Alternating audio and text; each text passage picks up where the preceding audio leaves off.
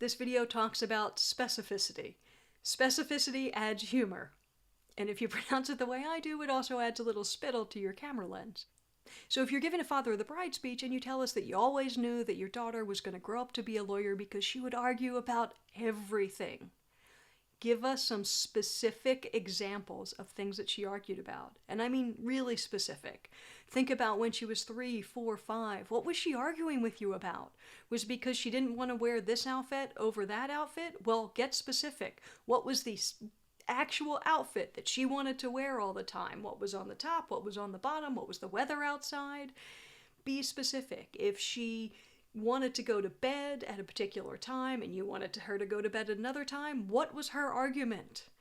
Give us the details. How did she share her argument? So the more specific you can be, that's where you're going to find the stuff that's really funny and relatable.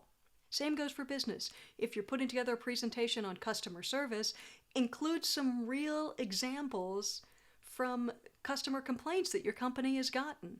Truth is stranger than fiction. I guarantee you, if you go through a bunch of customer complaints, you're going to find some that are going to make your audience laugh.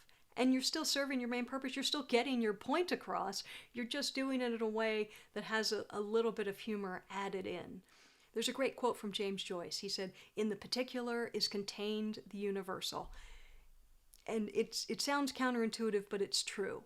In the particular is contained the universal. Well, the more universal something is, the more relatable it is.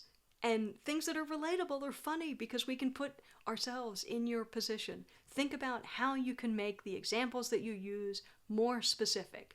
The more specific you get, I guarantee, the more humor you're going to add. And it's going to be perfect, organic humor that just lifts everything up. If you're looking for a great way to begin your speech with humor, take a look at the video that should be the here-ish.